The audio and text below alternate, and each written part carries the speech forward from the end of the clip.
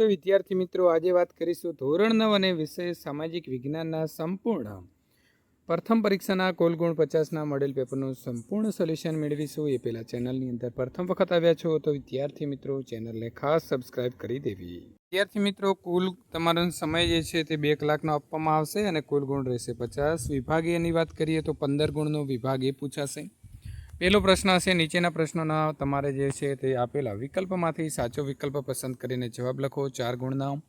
ભારતમાં જાહેર બાંધકામ ખાતાની સ્થાપના કોના સમયમાં થઈ હતી? તો સાચો જવાબ આવે છે બી, ડેલહાઉસી.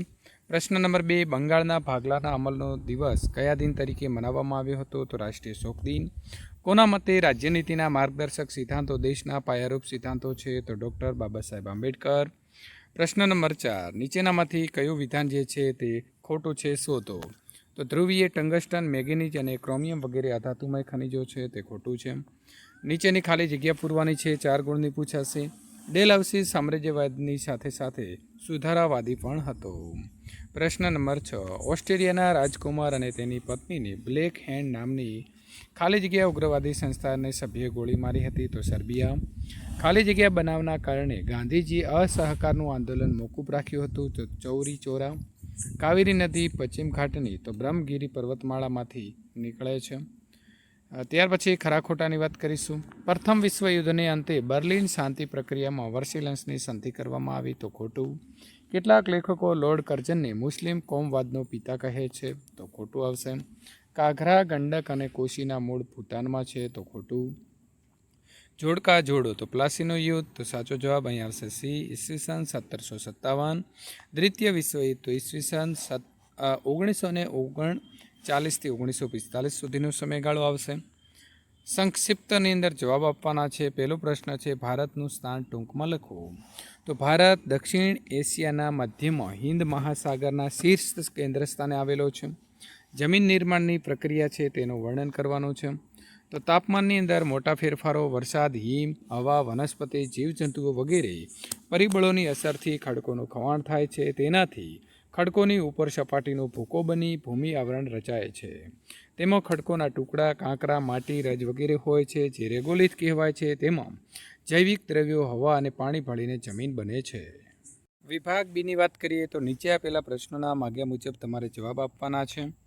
પહેલો પ્રશ્ન એ છે કે કારણ આપો. પ્રથમ વિશ્વયુદ્ધ પછી રાષ્ટ્રસંઘની સ્થાપના કરવામાં આવી. તો પ્રથમ વિશ્વયુદ્ધની પારાવાર જાનહાનિ થઈ, અબજો રૂપિયાની સંપત્તિ નાશ પામી. વિશ્વયુદ્ધની આ ભયાનકતાએ વિશ્વના દેશોને વિશ્વ શાંતિની અનિવાર્યતા સમજાઈ.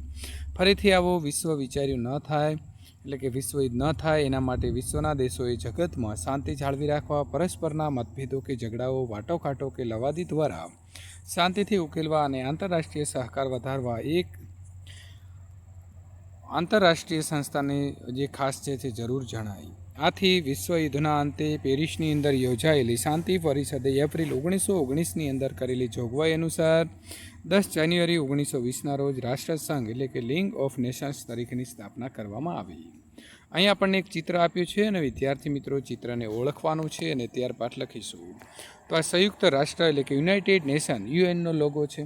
સંયુક્ત રાષ્ટ્ર એક આંતરરાષ્ટ્રીય સંગઠન છે જેની સ્થાપના 1945ના બીજા વિશ્વયુદ્ધ પછી કરવામાં આવી હતી. તેનો મુખ્ય હેતુ વિશ્વમાં શાંતિ અને સુરક્ષા જાળવવાનો, રાષ્ટ્રો વચ્ચે મૈત્રીપૂર્ણ સંબંધો વિકસાવવાનો અને આંતરરાષ્ટ્રીય સમસ્યાનું નિવારણ લાવવાનો છે. ચિત્ર ઓળખી ટૂંકમાં માહિતી આપવાનો છે. તો આ ચિત્ર જલિયાવાલા બાગ હત્યાકાંડ જે 13 એપ્રિલ 1919ના રોજ થયો હતો તેનું છે. પ્રથમ વિશ્વયુદ્ધ પછી બ્રિટિશ સરકારે ભારતમાં વધતા રાષ્ટ્રવાદને દબાવવા માટે રોલેટ એક્ટ જેવા કડક કાયદા લાગુ કર્યા. આ કાયદા હેઠળ કોઈપણ વ્યક્તિને શંકાના આધારે જેલમાં પૂરી શકાય તેમ હતું, જેના કારણે ભારતીયોમાં રોષ ભરાયો. આ ઘટના શું બની હતી? તો આ કાયદાના વિરુદ્ધમાં 13 એપ્રિલ 1919ના રોજ પંજાબના અમૃતસર ખાતે આવેલા જલિયાવાલા બાગના હજારો લોકો એકઠા થયા. આ દિવસે પંજાબનો પ્રખ્યાત તહેવાર વૈશાખી પણ હતો. બ્રિટિશ સૈન્યના વડા જનરલ ડાયરે બાગના એકમાત્ર પ્રવેશદ્વારને બંધ કરી દીધું અને નિર્દોષ લોકો ઉપર ગોળીબાર કરવાનો આદેશ આપ્યો. નીચેના પારિભાષિક શબ્દોની સમજૂતી આપવાની છે. તો લોકશાહી એટલે ડેમોક્રેસી. શબ્દ મૂળ ડેમોસ એટલે કે લોકો અને ક્રેશ એટલે મિત્રો સત્તા ઉપરથી બન્યો છે. યુએસએના પૂર્વ રાષ્ટ્રપ્રમુખ અબ્રાહમ લિંકનની લોકશાહીની વ્યાખ્યા આ પ્રમાણે આપી છે કે democracy is of the people, for the people and by the people. લોકશાહી એટલે લોકોનું, લોકો માટે અને લોકો વડે ચાલતું શાસન.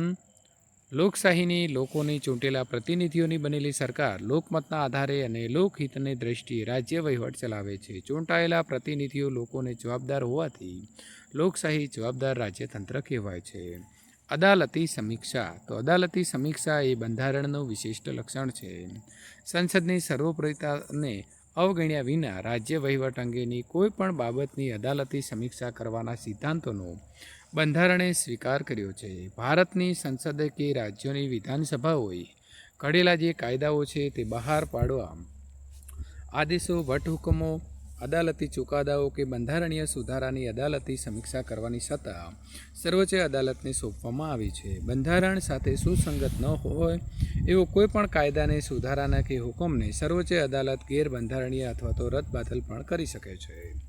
મૂળભૂત અગત્યના જે હકો છે તેની વાત કરીએ તો મૂળભૂત હકો એટલે નાગરિકના વ્યક્તિમાં સર્વતોમુખી વિકાસ માટે મળવી જોઈતી અમુક ચોક્કસ અનુકૂળતાઓ મૂળભૂત હકો અને દરેક નાગરિકની મહામૂલી પૂંજી અને શક્તિ છે. તેમના દ્વારા નાગરિક સર્વાંગી પ્રગતિ અને વ્યક્તિત્વનો વિકાસ સાધી શકે છે. સરળ, સ્વચ્છ, સમજદારીભર્યું અને સમૃદ્ધ જીવન જીવવા માટે મૂળભૂત હકો અનિવાર્ય છે. નાગરિકોના મૂળભૂત હકોનું રક્ષણ એ બીજી રીતે લોકશાહીનું રક્ષણ છે.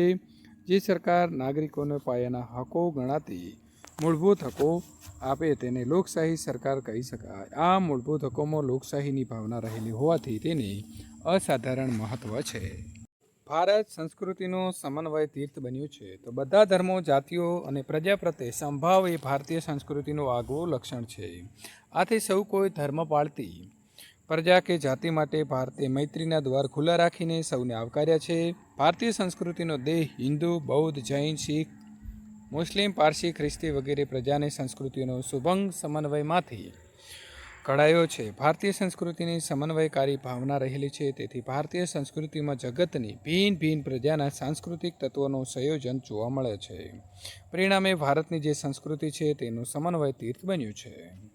જમીન નિર્માણ કઈ રીતે થાય છે? તો તાપમાનના મોટા ફેરફારો, વરસાદ, હિમ, હવા, વનસ્પતિ, જીવજંતુઓ વગેરે પરિબળોની અસરથી ખડકોનું ખવાણ થાય છે. તેનાથી ખડકોની ઉપરની સપાટીનો ભૂકો બની ભૂમિ આવરણ રચાય છે. તેમાં ખડકોના ટુકડા, કાંકરા, માટી, રજ વગેરે હોય છે જે રેગોલિથ કહેવાય છે. જેની અંદર જૈવિક દ્રવ્યો, હવા અને પાણી ભળીને જમીન બને છે. ગોદાવરીને દક્ષિણની ગંગા કહે છે, કારણ આપો. તો ગંગા નદીની જેમ ગોદાવરી નદીનો પ્રવાહ માર્ગ લાંબો અને તેનું બેસિન ક્ષેત્ર વિસ્તૃત છે. તેથી દક્ષિણની ગંગા કહેવામાં આવે છે. જળ પ્રદૂષણ અટકાવવા માટેના ઉપાયોની વાત કરીએ તો જળ પ્રદૂષણ અટકાવવાના ઉપાયો. જળ પ્રદૂષણ અટકાવવા માટે બનાવેલા નિયમોનું કડકપણે પાલન કરવું. રાષ્ટ્રીય નદી સંરક્ષણ યોજના દ્વારા જળ શુદ્ધિકરણ માટે બનાવેલા કાયદાનો અમલ કરવો. ઔદ્યોગિક એકમો પોતાનું દૂષિત પાણી નદીઓમાં ન ઠાલવે તેના માટેના કડક નિયમો બનાવવા. ઉદ્યોગો દૂષિત પાણીને નદીઓમાં છોડતા પહેલાં તેના ઉપર જરૂરી શુદ્ધિકરણ પ્રક્રિયા કરે જેથી રાસાયણિક જળમાં રહેલા હાનિકારક તત્વો નાબૂદ થાય. દૂષિત પાણીને શુદ્ધ કર્યા પછી જ તેનો નદીઓમાં નિકાલ કરી શકાય એવો સરકારી કાયદો બનાવવો અને ચુસ્તપણે અમલ કરાવવો. બધા નાગરિકોએ નદીનું પાણી ચોખ્ખું રહે તે માટે ઘરનો કચરો નદીના પાણીની અંદર ન ભળે તેની કાળજી રાખવી. મિત્રો, વિભાગ સી 60થી 80 શબ્દોની અંદર જવાબ લખવાનો છે. એક પ્રશ્નના તમને 3 ગુણ મળવાપાત્ર રહેશે. કોઈ પણ 5 પ્રશ્નો લખવાના રહેશે અને 15 ગુણનો વિભાગ સી રહેશે. તો અહીં આપણને ડેલ હાઉસીની ખાલસા નીતિ આપી છે અને એ, બી અને સી એવા 3 ખાલી જગ્યા આપી છે. તો એની અંદર આપણે યુદ્ધ દ્વારા ખાલસા થયેલા લખીશું. ગેરવહીવટના બહાના હેઠળમાં આવશે અવધ અને સી નિજામનો વરાડ પ્રાંત તો એ કરજની ઉઘરાણી તળે થયો હતો. આફ્રિકાની કઈ કઈ પ્રજાએ કયા કયા સ્થળે સંસ્થાધનો સ્થાપ્યા હતા? તો વિદ્યાર્થી મિત્રો, એ જવાબ તમારે આ પ્રકારે અહીંથી જોઈ અને લખવાનો જે છે તે રહેશે. ત્યાર પછી ટૂંકનો જ લખો. મોટા પ્રશ્નોની વિદ્યાર્થી મિત્રો આપણે ચર્ચા કરતા નથી. તો સંયુક્ત રાષ્ટ્રોની સલામતી સમિતિ, તો સલામતી સમિતિનો સંપૂર્ણ તમારો જવાબ આ પ્રકારે આવશે. અસહકારના આંદોલનની રૂપરેખા, તો હકારાત્મક એટલે કે રચનાત્મક અને નિષેધાત્મક એટલે કે ખંડનાત્મક બે જે પાસાઓ છે તે બંને પાસાઓનો આપણે અહીં વિગતે ચર્ચા કરીશું. વ્યાજબી નિયંત્રણો અને મર્યાદાઓ એટલે શું છે? તો તેનો જવાબ તમારે આ પ્રકારે લખવાનો રહેશે. સુએઝ નહેર શરૂ થવાથી ભારતને કયો લાભ થયો છે? તો એ લાભ લખીશું. ત્યાર પછી નદી પ્રદૂષણ વિશેની આપણને એક ફકરો આપેલો છે. મિત્રો આપણી નવી બ્લુપ્રિન્ટમાં આ પ્રશ્નો આવવા લાગ્યા છે, તો આ ફકરો તમારે વાંચવાનો છે અને સંપૂર્ણ અભ્યાસ કરી લીધા બાદ અહીં આપેલા 3 પ્રશ્નોના જવાબ તમારે લખવાના રહેશે. તો 3 પ્રશ્નોના જવાબ મિત્રો તમને અહીંથી મળી રહેશે. ભારતના નકશાની અંદર તમારે વિદ્યાર્થી મિત્રો આ વિગતો દર્શાવવાની રહેશે. રાતી જમીન ધરાવતો પ્રદેશ, કર્કવૃત અને નર્મદા નદી. વિભાગ ડી 100 થી 200 શબ્દની અંદર સવિસ્તાર જવાબ લખવાનો છે. દ્વિતીય વિશ્વયુદ્ધના ઉદ્ભવ માટેના જવાબદાર પરિબળો, તો ઉગ્ર રાષ્ટ્રવાદ, જૂથબંધીઓ, લશ્કરવાદ, રાષ્ટ્રસંઘની નિષ્ફળતા, વર્સેલન્સની સંધિ. એડોલ્ફ હિટલરના સામ્રાજ્યવાદી મહત્વાકાંક્ષા, જર્મનીનું પોલેન્ડ ઉપરનું આક્રમણ. પ્રશ્ન નંબર 2, બંધારણના જે વિશિષ્ટ લક્ષણો છે તે પૈકી તમારે દ્વિગૃહી પ્રથા અથવા સંસદીય પદ્ધતિ. ત્યારબાદ મિત્રો આગળ સમવાય અને એકતંત્રી વ્યવસ્થા, સ્વતંત્ર, નિષ્પક્ષ અને એકીકૃત ન્યાયતંત્ર, બંધારણમાં સુધારો, અદાલતી સમીક્ષાનો જે છે તે માહિતી આપવાની રહેશે, એટલે કે એના જવાબ લખવાના છે. ભારતમાં જમીનના પ્રકારો જણાવી તેની વિસ્તૃત માહિતી આપો, તો અહીં તમારે 6 પ્રકાર લખવાના રહેશે. ત્યાર પછી એક જે પ્રકાર છે તેની સમજૂતી આપીશું. કાપની જમીન, ત્યાર પછી કાળી જમીન, ત્યારબાદ પડખાઉ એટલે કે લેટેરાઇટ જમીન, પર્વતીય જમીન અને રણ પ્રકારની જમીન. મિત્રો આ પ્રકારે બીજા વિષયના સોલ્યુશન મેળવવા માટે અહીં આપેલી એન્ડ સ્ક્રીન ઉપર ક્લિક કરીને સોલ્યુશન મેળવી શકો છો.